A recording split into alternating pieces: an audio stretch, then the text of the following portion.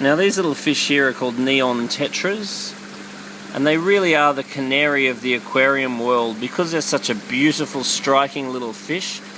They are a first fish for a lot of people.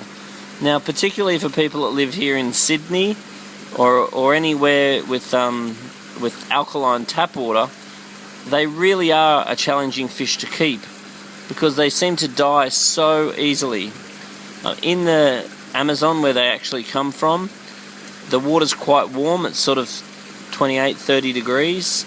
A lot of people try to keep these at 25 degrees. The water's also quite acidic, sort of 6, whereas our tap water is very alkaline, closer to 8. So therefore, putting these in your standard aquarium and expecting them to do well without drastically altering the pH is rarely a reality. They also like to be in large groups, so it is important, if you do buy these fish, to buy a group of them. And so once again, our tap water is very alkaline with almost no carbonate in it.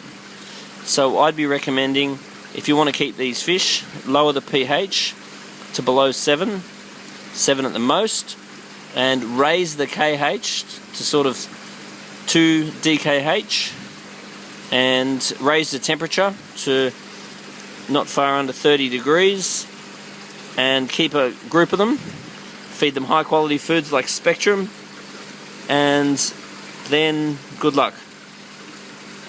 In saying that, I do get customers that buy these fish, keep them in exactly the wrong conditions, and find that the odd one lives very well for sort of a period of a couple of years.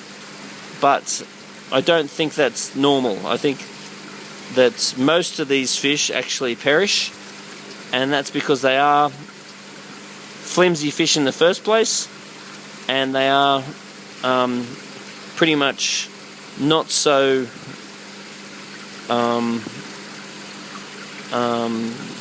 compatible with the water source that's provided in most aquariums. So anyway, I'd love a little comment down on the bottom. So if you share with me your tips and hints and experience with neon tetras. But I guess I just want to say that we really find them to be the canary of the aquarium industry, and they do create a lot of concern because, once again, they are a fish that attract beginners. And so obviously when you buy your first batch of fish and you put them in conditions which really aren't compatible for the fish themselves, and you get quite upset when the fish die, at least when you're a little bit more experienced, you're more likely to put them in the right conditions, and you're more likely to understand if they don't do well, especially if they're only costing you a couple of bucks. So I guess want to put a big warning out there to beginners and keeping neons.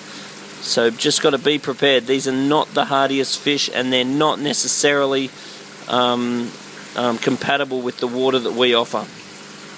And that's not to say they won't work, because sometimes they do.